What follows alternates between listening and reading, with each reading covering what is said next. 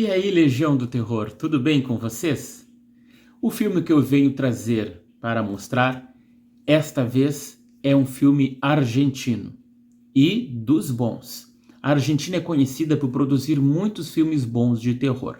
E esse foi considerado pela mídia especializada em 2023 como o melhor filme do ano.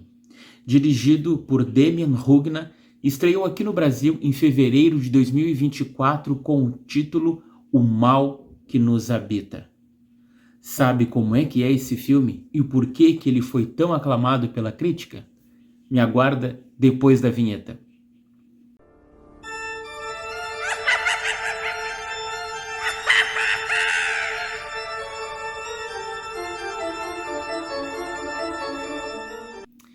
Protagonizado pela dupla de atores Ezequiel Rodrigues e Demian Salomão, que na trama fazem os irmãos Pedro e Jimmy, essa dupla estreia juntos como irmãos que vão procurar um caso para ser resolvido. E este caso é nada mais nada menos do que alguém possuído. Bom, talvez você diga, mais um filme de terror com exorcismos, com pessoas possuídas? Bom, calma que não é bem por aí. Logo no início do filme, eles se deparam com uma cena bastante forte. Não posso comentar para vocês o que é. E na segunda cena também é bastante forte. Na verdade, eles estão indo atrás de um homem que está possuído a fim de matá-lo. Toda essa trama ela se passa no interior, numa aldeia afastada da cidade. O filme tem cenas muito escuras, o que faz com que pareça que está tudo nublado e a gente fica aquilo entre a noite e a penumbra, causando uma aura de medo, de tensão no ar.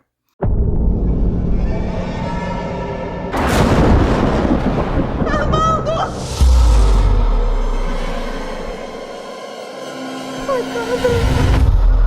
Você.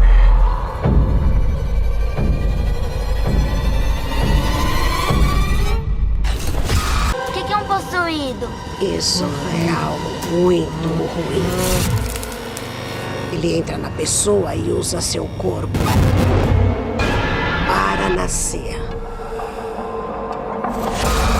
Eu vou levar meus filhos para um lugar onde ninguém possa machucá-los. Não! Não!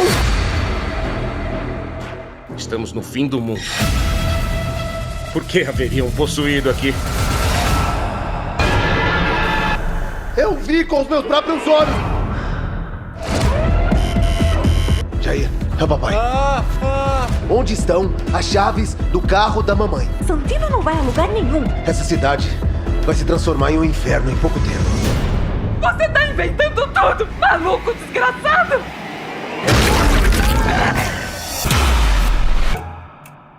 Temos que encontrar o que está apodrecido. Possuído.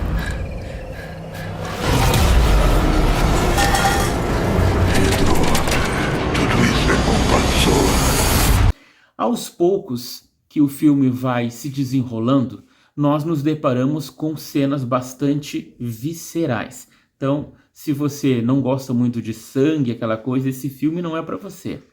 Mas não é um filme de exorcismos, porque o demônio que possui essas pessoas é diferente. A maneira como ele se comporta e passa de uma para outra é totalmente diferente.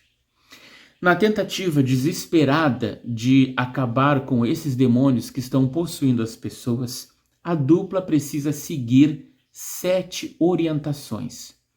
As seguintes regras são: não devem usar luz elétrica, sim, de preferência caçar esses demônios no escuro, ficar longe dos animais, não machucar os possuídos, e nem usar armas de fogo contra eles. Não pegar em nenhum objeto que tenha tocado ou pertencido aos possuídos. Também jamais chamar o mal pelo seu nome, ou seja, não dizer em voz alta o nome do demônio que está possuindo a pessoa. E também não ter medo da morte. Com certeza não são regras fáceis de se cumprir, mas estes irmãos tentam fazer o possível no interior da Argentina. Mas se deparam com situações embaraçosas, porque eles estão sozinhos, não tem nem ajuda de políticos, nem ajuda da polícia, que não acredita nos casos que eles dizem. Então, eles precisam, por si mesmos, investigar. Esse é um tipo de filme que você precisa assistir pelo menos 2 vezes para entender. Por quê? Porque é importante que você preste atenção nos detalhes, tanto aquilo no que as pessoas dizem, no que os personagens estão falando, quanto em algumas cenas, porque isso vai, no final do filme, você consegue entender como uma coisa se juntou com a outra. E o final, meu amigo, é de se surpreender. Então, vale a pena assistir esse filme. Mas eu digo para você, agora tem um spoiler, porque se você viu e não entendeu o final do filme, eu vou te dizer agora. O que está esperando aí? Pula essa parte do vídeo porque tem spoiler. Lá vai. Quando Pedro ele está preparando o tal do sorvete de maçã para o seu filho Jair, que é o filho que ele tem com autismo, ali ainda existe uma esperança de que o menino não seja mais possuído. E, na verdade, que ele deixe de ser até mesmo um jovem atípico. Mas o filho ali começa a tossir um pouco de sangue e sai tufos bem nojentos. É uma cena bem forte essa, né? Tufos de cabelo e junto uma parte do colar da sua avó. E aí, você se lembra daquilo que a pregadora disse. Um demônio entrou na cabeça dele e está preso. Eu vi isso em pessoas autistas, diz ela. Os demônios invadem os seus corpos, mas não conseguem entender suas mentes. Então, eles podem ficar perdidos ali por muito tempo e assim os possuem. Então, fim do spoiler, voltando para o vídeo. Por que é importante e é interessante assistir O Mal que Nos Habita? Porque é um filme que trata sobre um tipo diferente de demônio. O demônio que está presente no próprio ser humano, na maneira do ser humano agir. E é por isso que é difícil você lidar com ele. Note as 7 regras, como são difíceis de seguir. Como é preciso ter autocontrole. E mesmo assim, O Mal que Nos Habita surpreende, não só pela atmosfera e pela história ser diferenciada, mas também por as cenas fortes, cenas chocantes que deixam a gente impactado. E do início ao fim a gente fica naquela tensão, tentando entender como vai se resolver aquele filme. O demônio consegue marcar o personagem principal, Pedro. E isso tem um desenrolar para o final do filme. Mas, como o Jota Sobrenatural sempre traz um pouquinho de verdade por trás desses filmes, tem uma cena em que a mãe de Pedro, no carro, ela começa a citar o nome de alguns demônios. E ali cita 3. Lúcifer, Azrael e Beelzebu. Lúcifer, a maioria das pessoas conhece, né? O chamado anjo caído. Azrael é menos conhecido, na verdade não é um demônio. Azrael, na mitologia islâmica e também persa, é o anjo da morte, ou seja, aquele anjo que com a foice conduz as pessoas após a sua morte.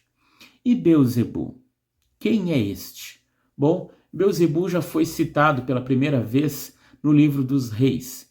E lá ele era um deus dos filisteus. E era conhecido por ser o Senhor das Moscas.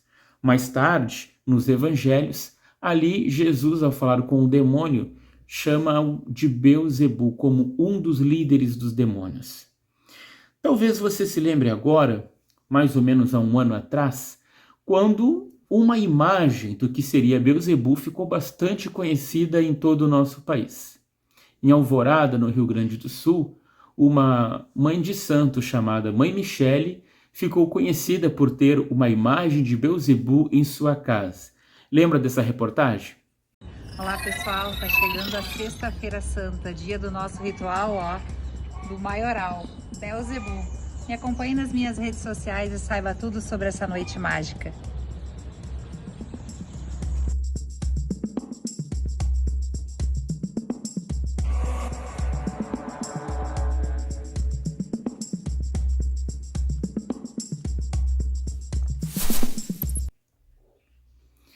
Então, será que de fato isso era Beelzebub? Aquilo que ela chamava? Da onde surgiu essa imagem que tantas pessoas dizem que é o próprio diabo?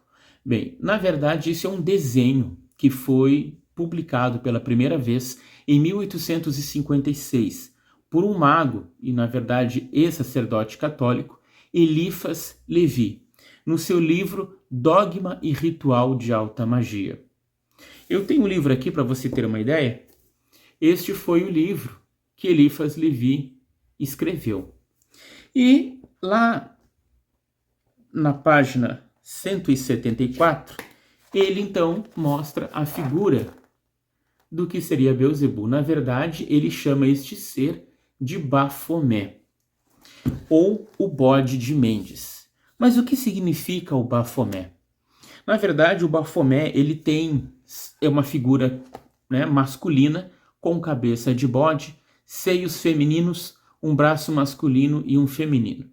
A ideia de Eliphas Levi na magia era mostrar a união e o equilíbrio das coisas, tanto dos 4 elementos, como também do masculino e do feminino, símbolo da humanidade, símbolo do pecado, porque conforme existia no tempo de Israel, no ano da expiação, as pessoas colocavam as suas mãos sobre a cabeça de um bode, e o bode era colocado para um deserto, levando o pecado das pessoas. Então, este símbolo, né, de Bafomé, ele tem toda essa simbologia, além do próprio conhecimento, tanto do ser humano quanto do divino, e em cima ele tem o pentagrama, que simboliza o ser humano, os 4 elementos e também o conhecimento divino. Porém, a gente sabe que imagens similares a essas foram adotadas por outras religiões, como, por exemplo, na Quimbanda, conhecido como o Maioral de Quimbanda, e no próprio satanismo é usada uma imagem semelhante a esse. Uma notícia dessas aconteceu em 2014 nos Estados Unidos, no templo satânico, onde foi feita uma imagem de 2,60 metros de um Bafomé rodeado por 2 crianças que o admiravam. Estes satanistas colocaram esta imagem justamente ao lado de um outro símbolo que tinha na cidade dos 10 mandamentos. Para quê? Segundo eles, para falar sobre o respeito e a diversidade das minorias religiosas. Claro que com o tempo eles precisaram tirar a sua imagem e colocar de volta no seu templo. Ainda hoje, essa imagem do Bafomé, ou que alguns chamam erradamente de Beelzebub, ela é utilizada, né, em explicações tanto de ordens ocultistas quanto esotéricas. Mas para você, será que Bafomé, Beelzebub ou qualquer outro nome de demônio que você chame, ele é o mal que habita em nós? Será que todos nós, seres humanos, trazemos um tipo de mal que, quando aflora, ele traz consequências nefastas para os que estão à sua volta? Você acredita nisso? Se não, ou se sim, assista ao filme O Mal que Habita em Nós, tire suas conclusões e comente aqui embaixo se você entendeu o filme e o que lhe chamou mais atenção.